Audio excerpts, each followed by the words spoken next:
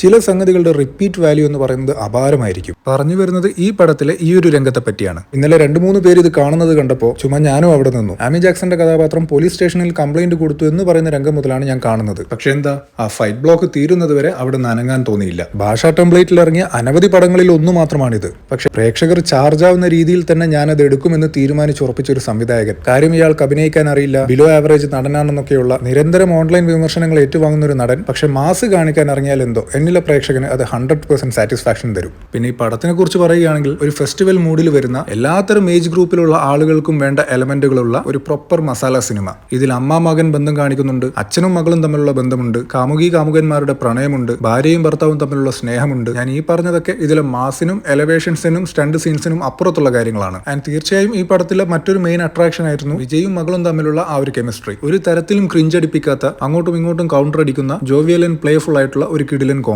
അങ്ങനെ ആകെ മൊത്തം പറഞ്ഞ ഒരു പ്രോപ്പർ തിയേറ്റർ വാച്ച് പടം. അതായിരുന്നു അറ്റ്ലി അവറുകളുടെ ഇയക്കുനിറത്തിൽ പുറത്തു വന്ന തെറി.